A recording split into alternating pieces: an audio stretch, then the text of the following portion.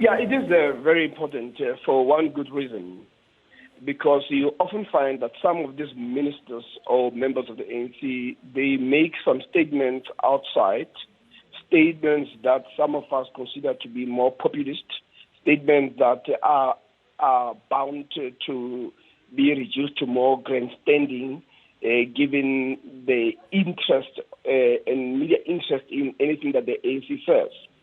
So what happens is that when these ministers go to Parliament, most of the people then start looking at them to see whether they have the courage of their views. Because when you speak and you try to pretend or you take a position that will give you an applause in the media, people say, let's see that applause also, or that position expressed in the voting pattern in the National Assembly. But when you go there as a member of a party. So invariably, the party line is what gets followed. So what it also means is that no party will allow its members to outsource the responsibility of either selecting or removing the leaders. So the place where the members meet outside the noise that is created outside, it's a better space where they can say, as a member of the party, we want to engage robustly within. So it was correct that this matter gets raised there. When Hanekom and Motsoaledi go to Parliament, even though we know that some of them have a tendency of absenting themselves, but when they go there, there is expectation that they vote according to the position that has been taken by the caucus. So Kgadima was trying to make a distinction between acting within and debating within the party and acting outside, where you must show unity of purpose. So that distinction is important. But the question about whether one is surprised about the outcome, no, one is definitely not surprised. One must also understand that this moment is very different from what we had in 2008. What you had in 2008, you had a motion that was already debated at the branch level, debated at the provincial level. So when the NEC had a meeting, there was a general consensus that the President Mbeki must go. So here you found something that maybe for lack of better word, it was the ambushing of a meeting by a motion that had not been discussed at the branch levels, that had not been discussed but had been discussed by forces that are anti the ANC. This is why the ANC NEC was correct to say there is this negative narrative against the president. And it was their responsibility to make sure that they reject it and they make sure that that narrative does not dictate the terms and the agenda of the ANC. But as a democratic organization, they still felt that that view needed to be defeated within the ANC, and the view was defeated.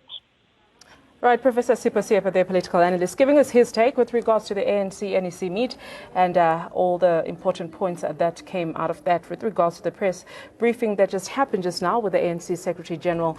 Bringing the conversation back into studio, political analyst, Mr. Seepe Kgomo joins me now. Mr. Kgadima, thank you for staying with us and being very patient in the last couple of minutes as we're listening to this press briefing with the ANC Secretary General, Kgadima. Also, there the Deputy Secretary General, Jesse Duarte, joining in and giving us her take with regards to what happened. A very peculiar issue of, they made it very clear that there was no vote of confidence that happened within the meeting. However, there was a discussion with regards to whether Jacob Zuma should remain the president of the ANC and of the country, so to speak. What is the difference between the two? Yeah.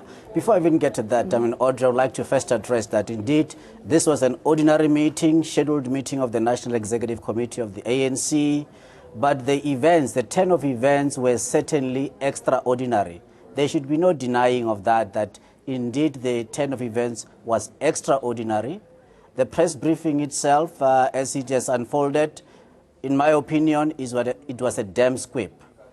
Apart from the affirmation of the position that the members of parliament are there on a party ticket, therefore, they are not there on their own steam. Right. And when it comes to the motion of no confidence, which we understand is being tabled on an urgent basis by EFF in Parliament this afternoon, certainly that position that the party should members of Parliament should vote as directed so by their party, that is, in my opinion, the only certainty that we heard coming out of this media briefing. Now, coming to your main question, was there a motion discussed? Was there a voting happened?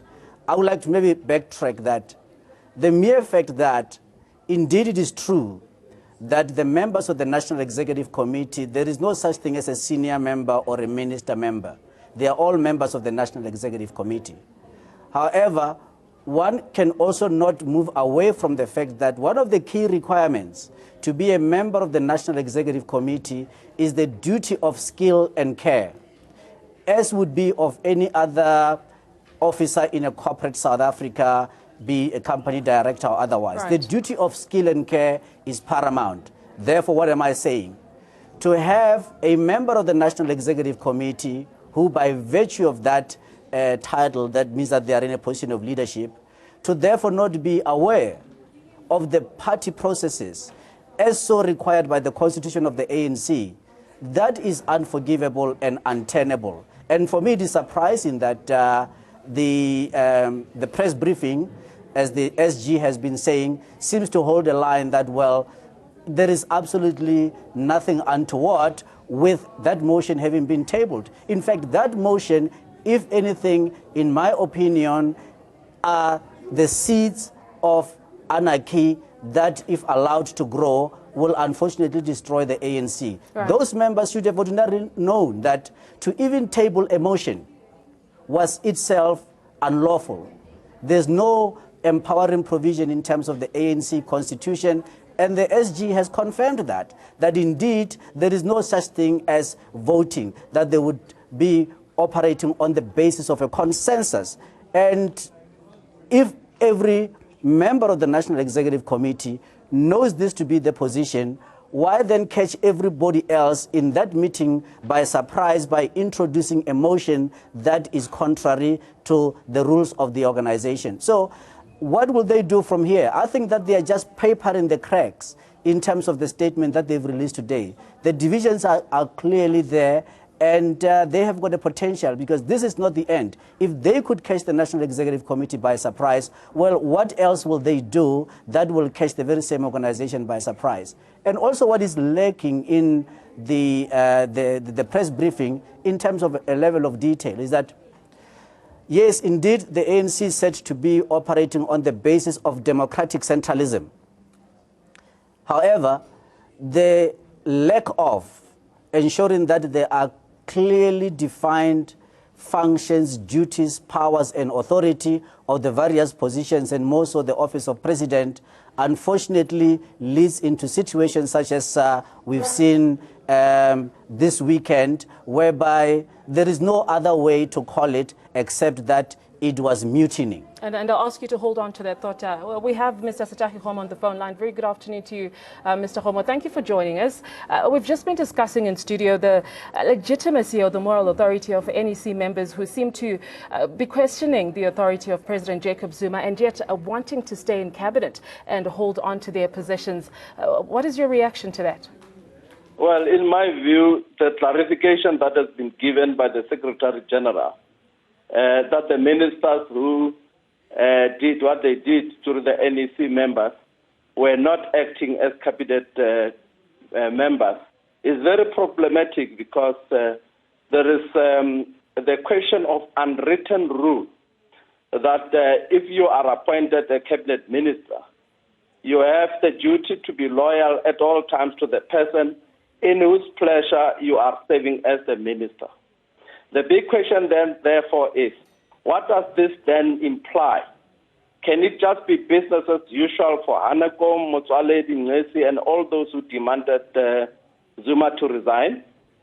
I would like to also observe that there has been, in the recent years, the blurring of the authority lines between the party loyalty and the loyalty to the person who is in the presidency chair, who gave you a job as a cabinet minister. In my view, this is the issue that the party has to navigate as to what is it. They have to actually then clarify it. Because it creates a very difficult situation where the power of the president, the executive power of the president, appears to have been significantly weakened. If a minister who attacks you in public like they have done will stay on in their post despite the fact that they have said the president must be shown the door. Therefore, it also suggests, and it's got serious implications, that the cabinet unity is eroded, and therefore the public will have an impression that the type of cabinet that we have in South Africa is dysfunctional because there isn't that cabinet unity, cabinet cohesion. And that is problematic because of the blurring of the lines between the party and the state. And that is something that is a very big challenge. I've never seen it anywhere else in the world. It looks like South Africa is setting a trend that the party and the state then become one in this instance. So what then is my question now is, what will be the next move by the president when he returns to Cuba? We are told by Kgadima that he has been mandated to attend the funeral of the Cuban leader by the NEC. Then the question then is, after this everything has been settled, what will be the next move? Will it be business as usual for Kgadima, NEC and others? I would wonder, because then it will be creating a joke of the cabinet that we have, quite frankly.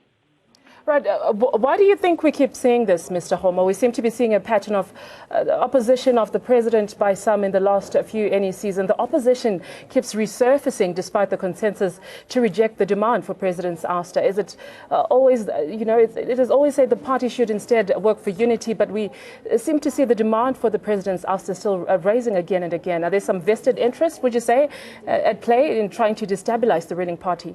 Well, it is very problematic because then it's a question of navigating the power balance between party and state.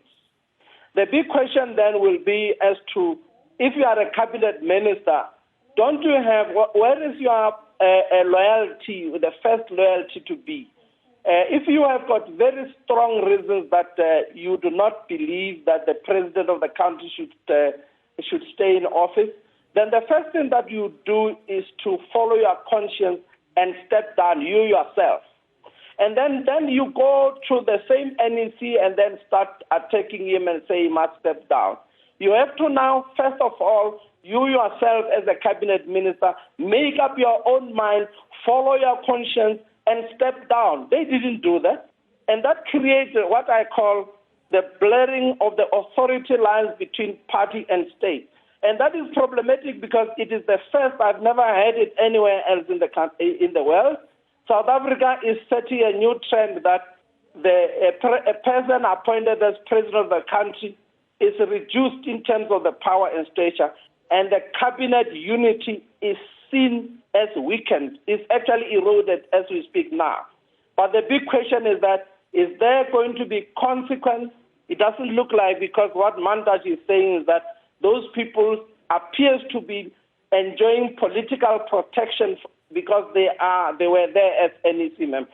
To me, that's the technicality. It doesn't remove the fact that they are cabinet ministers, and they should have followed their conscience, in my view, in terms of world trend and world practice, to resign from your cabinet post and then go and make the noise that they have made.